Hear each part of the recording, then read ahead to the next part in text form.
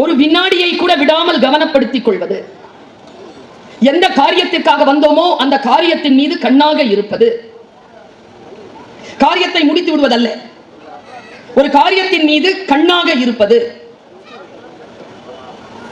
அர்ஜுனன் ஒரு கிளியை அடிக்கணும்னு முடிவு பண்ணிட்டான்னு வச்சுக்கோங்க.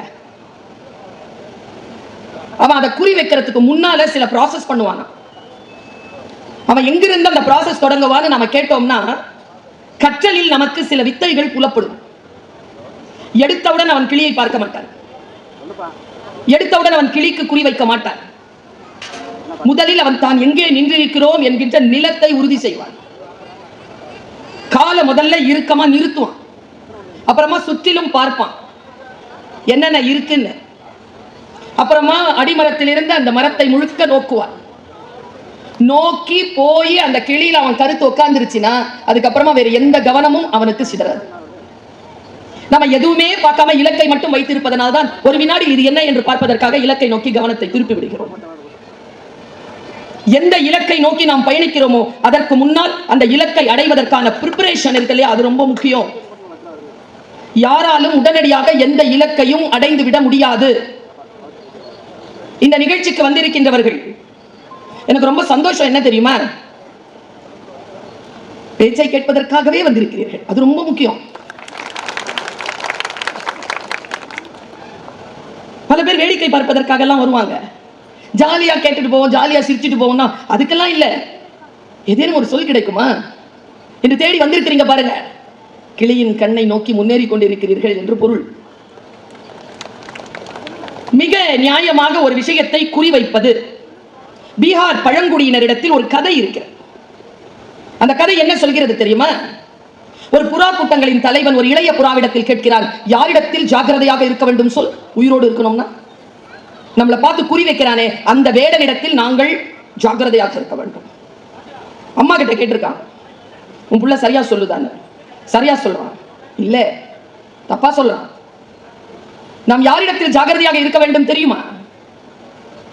ஆயுதம் ஏந்திய குறிவைக்க தெரிந்த வேட்டைக்காரனிடத்தில் மட்டுமல்ல, குறி வைக்க தெரியாத ஆயுதம் ஏந்திய வேட்டைக்காரனிடத்தில் நாம் ஜாக்கிரதையாக இருக்க வேண்டும். என்ன காரணம் தெரியுமா? அவங்கள தானே அவன் குறி வச்சிருக்கான், இவன் உட்கார்ந்துருப்பான், அவனுக்கே தெரியாது அந்த அம்பு இவனை வந்து அடிச்சிடும். மிக நியாயமாக நாம் பார்த்தால் நம் இலக்கை நோக்கி முன்னேறுவது என்பது பலதரப்பட்ட ஒரு புத்தி. பலதரப்பட்ட புத்தி யாருக்கு இருக்கிறதோ அவர்கள் தான் சிகரம் தொடுகிறார்கள். ஒரு ஸ்கூலுக்கு போயிருந்தேன். அந்த ஸ்கூல்ல நல்ல ஸ்பீக்கர், அந்த ஸ்டூடெண்ட்ஸ்க்கெல்லாம் ஸ்பீக்கர்ஸ்க்கான ட்ரைனிங் கொடுக்குறாங்க, பேச்சாளராக வருவதற்கான ட்ரைனிங். என்ன கொடுக்குறீங்கன்னு சொல்லி நான் கேட்டேன். பாடி லாங்குவேஜ், உச்சரிப்பு, இப்படிலாம் கண்டென்ட். நான் சொன்னேன், ஒரு 30 வருஷமா பேச்சாளராக இருக்கிறேன், 25 வருஷமா டீச்சரா இருக்கேன். ஒரு பேருண்மை என்ன தெரியுமா?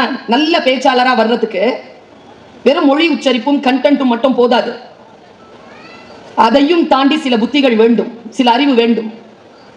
அந்த அறிவிலே மிக முக்கியமானது உடல் ஆரோக்கியம் பற்றிய அறிவு, மிக முக்கியமானது மனநலம் பற்றிய அறிவு, அதைவிட முக்கியமானது மொழியின் மீதும் நாட்டின் மீதும் இருக்கும் பற்று, அதைவிட முக்கியமானது இந்த நாட்டின் நம் இனத்தின் வரலாறை தெரிந்து வைத்திருத்தல். ஒரு ராணுவ அதிகாரி கிட்ட ட்ரைனிங் எடுக்கிறவங்க நல்ல பேச்சாளராக வருவாங்க. மேனர்ஸ் தெரிஞ்சுக்கிட்டோம்னா நல்ல பேச்சாளராக வரலாம். சைக்காலஜி தெரிஞ்சுக்கிட்டா நல்ல பேச்சாளராக வரலாம். பாடி லாங்குவேஜ் தெரிஞ்சுக்கிட்டீங்கன்னா நல்ல பேச்சாளராக வரலாம். ரீடிங் ஹேபிட் இருந்தால் நல்ல பேச்சாளராக வரலாம். ஐ கான்டாக்ட் சரியா இருந்தால் நல்ல பேச்சாளராக வரலாம். இது எல்லாம் ஒரு பேச்சாளராக வரதுக்கு இவ்வளவு ட்ரைனிங் இருக்கணும். நமக்கு ஆசை நிறைய இருக்கிறது. நான் இங்கே சொல்ல வந்தது என்ன தெரியுமா? ஆசையை அடைய வேண்டும் என்றால் என் நேசத்திற்குரியவர்களே தகுதிகளை வளர்த்துக் கொள்ளுங்கள். தகுதிகள் வளர வளர உங்களுடைய ஆசையின் பக்கம் உங்களுடைய குறியீடு போய் சேரும். நீங்கள் அந்த இலக்கை அடைய முடியும். பல நேரங்களில் ஆசைப்பட்டுக் கொண்டே இருப்பார்கள், தகுதியை வளர்த்துக் கொள்ள மாட்டார்கள். அதுக்கு எங்க ஐயா சுகி சிவம் சார் ஒரு கதை சொல்வார். என்ன கதைனா, ரொம்ப கொஞ்சம் எனக்கு ஒரு மாதிரியா இருந்தது கேட்கும் போது. ஆனா புரிஞ்சுக்கிட்டேன் பாருங்க, வாழ்க்கையில் சில ரகசியங்கள் தெரிந்து போனது எனக்கு. ஆசைக்கும் தகுதிக்கும் இருக்கிற இடைவெளியை குறைத்துக் கொள்ளுங்கள். தகுதியுடன் கூடிய இலக்கை அடைவதற்கான தகுதிகளை வளர்த்துக் கொண்டே இலக்கை நோக்கி முன்னேறுகின்றவர்களுடைய உழைப்பையோ அவர்களுடைய முன்னேற்றத்தையோ யாராலும் தடுக்க முடியாது என்பதுதான் வெற்றி பெற்றவர்களுடைய வரலாறு. ஒரு நாய் இருந்துச்சாம் ஐயா, எங்க பேராசான் சொல்வார். ஒரு நாய் இருந்துச்சாம். அந்த நாய் பணக்கார வீட்டு நாய். அது ஒரு பணக்காரரோட டெய்லி வாக்கிங் போகுமா. ஒரு நாள் அது பீச் பக்கம் வாக்கிங் போகும்போது அங்க வந்த வேற ஒரு நாயோட அதுக்கு ஃப்ரெண்ட்ஷிப் வந்துருச்சு. சரியா, ரெண்டு நாயும் பேசிக்கிடுச்சு. அதுக்குள்ள முதலாளி கூட்டிட்டு போயிட்டார். இந்த பேசின நாய் இருக்குல்ல, நான் நாயத்தான் சொல்றேன், இந்த பேசின நாய் இருக்குல்ல, அது அந்த பணக்கார வீட்டு நாய் பின்னாலேயே போயிருக்குது. மோப்பம் முடிச்சுட்டு வீட்டை கண்டுபிடிச்சு வாசல்லையே உட்காந்துருக்குதான். வாசல்லையே உட்காந்து அதை பாக்குது. அது வருது, வெளியில பாக்குது. என்ன இந்த நாய் நம்மளை தேடி வந்துருச்சேன்னு உள்ள போயிடுது. மறுபடியும் ரொம்ப அன்பாயிடுச்சு போல இருக்கேன்னு சொல்லிட்டு ரெஸ்பாண்ட் பண்ண ஆரம்பிச்சிருக்கு. இந்த தெருல இருக்கிற நாய் பணக்கார வீட்டு நாய் கிட்ட பேசுது. என்ன பேச்சு தெரியுமா? வா போலாம், கிளம்பு. இந்த பணக்கார நாய் சொல்லிச்சா, வரமாட்டேன். ஏன்? எங்க முதலாளி என் அப்பா மாதிரி என்ன வளர்க்குற, டெய்லி எனக்கு சாப்பாடு போடுற, அவரை விட்டுட்டு உன் கூட எப்படி வர்றது? டெய்லி ஒரே சாப்பாடு தானே சாப்பிட்ற, come with me, variety rice. தெருநாய் இல்ல அது, பல வீட்டு நாய் தெருநாயோட அப்படிதான் போயிடுது பாருங்க. அது போக மாட்டேன்டுச்சு, வரமாட்டேன்டுச்சு அந்த நாய். ஏன்னு கேக்குது. எனக்கு வேணாம், எனக்கு அந்த ஒரு சோறை போதும், நான் வரமாட்டேன். சாப்பாட்டுக்காக தான் வரமாட்டேங்கிறேன். இல்ல இல்ல வேணாம், இல்ல நான் ரொம்ப அன்பு செலுத்துறேன், நீ வா. சரி சரி, எங்க முதலாளி வருவாரு, அவர்கிட்ட ஒரு வார்த்தை சொல்லிட்டு வந்துடுறேன். தெருவில் இருக்கிற நாய் கேட்டுச்சு, அறிவு இருக்கா உனக்கு? என்ன எம்ஜிஆர் படம் பாப்பியா? ஏன் எம்ஜிஆர் தான் கேட்பாரு காதலிக்கிட்ட, அப்பாவிடம் சொல்லிவிட்டு வந்தாயா? அப்பா கிட்ட எல்லாம் சொல்லிட்டு வர முடியுமா? விடுவாங்களா? வா கிளம்பி வா. இல்ல இல்ல நேற்று நைட்டு எங்க வீட்டுல ஒரு சம்பவம் நடந்துச்சு, அதனால தான் அப்பாட்ட கேட்டு வந்துடுறேன். என்ன சம்பவம்? எங்க முதலாளிக்கு ஒரு அழகான பொண்ணு, அது அந்த தெருவில் இருக்கிற ஒரு பையனை லவ் பண்ணுது. நேற்று எங்க முதலாளிக்கு அந்த பொண்ணுக்கு செம்ம சண்டையினுடைய உச்சத்துல சொல்ற, உனக்கு அந்த பையனை கல்யாணம் பண்ணி கொடுக்க மாட்டேன்.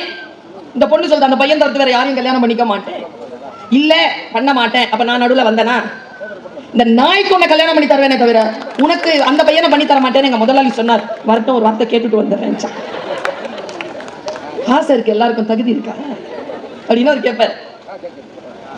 நாம் மிகப்பெரிய மனிதர்கள் ஆவதற்கு, மிகப்பெரிய உயரங்களை தொடுவதற்கு ஆசைப்படுகிறோமே, அதற்கான வழி தெரிகிறதா நமக்கு? நான் உங்க எல்லாருக்கிட்டையும் சொல்றேன், எதை வேண்டுமானாலும் குறிவைத்துக் கொள்ளுங்கள். அந்த இலக்கை அடைவதற்கு என்று ஒரு வழி இருக்கிறது. அந்த வழியை கண்டுபிடித்து அந்த வழியில் நடப்பதற்கான தகுதியை வளர்த்துக் கொள்ளுங்கள். உங்களால் அந்த சிகரத்தை தொட்டுவிட முடியும், எதுவாக இருந்தாலும். சில பேர் என்னன்னா, சின்ன குழந்தைங்களுக்கு சொல்றேன், நிறைய இளைஞர்கள் வருகிறீர்கள், உங்க எல்லாருக்கும் சொல்றேன் பாப்பா, இந்த உலகம் மஞ்சகமானது. தன் வெற்றிகளையும் தோல்விகளையும் நம் முன்னால் பிரம்மாண்டப்படுத்தி சொல்லும். பயப்படாத, வாழ்க்கை ஒரு முறை தானே, அனுபவித்துதான் போவோமே. அவர்களுடைய அனுபவத்திற்கான அச்சங்களை நாம் ஏன் சுமக்க வேண்டும்? அவர்களுக்கான வெற்றிக்கான மாலைகளை நாம் ஏன் சுமந்து கொள்ள வேண்டும்? அது அவர்களுக்கான வெற்றி, அவர்களுக்கான தோல்வி. உன் வாழ்க்கை உனக்கு முன்னால் ஆறுபோல் ஓடிக்கொண்டிருக்கிறது என்றால் நீந்தி கரை சேர். நீ நீந்தி கரை சேர வேண்டும் என்றால் நீ சில பொறுப்புகளை எடுத்துக்கொள்ள வேண்டும். உன்னிடத்தில் சில தலைமை குணங்கள் வர வேண்டும். அந்த தலைமை குணங்கள் எது என்று சொல்வேன். நீங்க எல்லாருமே நல்ல ஃப்ரெண்டா அடுத்தவங்களுக்கு? ஆமாவா இல்லையா? எல்லாரும் நல்ல ஃப்ரெண்டு தானே அடுத்தவங்களுக்கு? ஒரு கேள்வி இன்னைக்கு ராத்திரி கேட்டுட்டு அதுக்கப்புறம் தூங்க போங்க. உங்களுக்கு நீங்க நல்ல ஃப்ரெண்டா? அடுத்தவங்களுக்கு நல்ல ஃப்ரெண்ட் ஆகிறதுக்கு முன்னால உங்களுக்கு நீங்களே நல்ல ஃப்ரெண்டா இருங்க. முதல் தலைமை குண தகுதி, உங்கள் உடல் நலம், உங்கள் புத்தி, உங்களுடைய பெற்றோர்கள், உங்களுடைய வாழ்க்கையின் போக்கு, இதை எல்லாத்தையும் நிர்வகிக்கின்ற இந்த உடல், இந்த மனம், இந்த புத்தி, இதற்கு நீங்கள் நெருக்கமாக இருக்கிறீர்களா? இதை நெருக்கமாக நீங்கள் பார்க்கிறீர்களா? இதனோடு நெருக்கமாக இருக்கிறீங்களா? முதல்ல நான் ரெண்டு விஷயத்த சொல்றேன். இப்போ கூக்குரலிட்டு நான் பேசிட்டு இருக்கிறேன், ஒரு அண்ணன் போன்ல பேசிட்டு இருக்கிறார், அவர் இன்னொருத்தரோட பேசிட்டு இருக்கிறார். இப்போ நான் அவரோட பேசுறேங்கிறது அவருக்கு தெரியாமலேயே பேசிட்டு இருக்கிறார். இந்த நிலை மறந்த நிலை இருக்கு இல்லையா, இது பேராபத்து.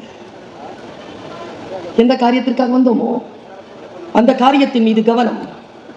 ரெண்டு விஷயத்தை சொல்றேன் இன்னைக்கு, ரொம்ப துணிச்சலா சொல்றேன். ரெண்டு விஷயத்தை, ரெண்டு பேர்கிட்ட நம்ம பயப்படுறோம், ரெண்டு பேர்கிட்ட ரொம்ப பயப்படுறோம். ஒண்ணு இது, இன்னொன்னு இது. இதை தனியா விட பயம். கையே பிடிச்சிட்டு டாய்லெட் போனாலும் கையே. தனியா தான் இருங்களேன், இதை தனியா விடுங்களேன் கொஞ்ச நேரத்துக்கு. உங்களை பத்தி பேசி முடிச்சிட்டேன் சார், இப்பதான் தெரியுது. கொஞ்ச நேரம் உங்களிடத்தில் நீங்கள் தனியாக இருங்கள். இந்த கேட்ஜெட்டை, இதுக்கு கொல்லிக்கட்டைன்னு பேர் வச்சிருக்கேன், நமக்கு நாம வச்சுக்கிற தீ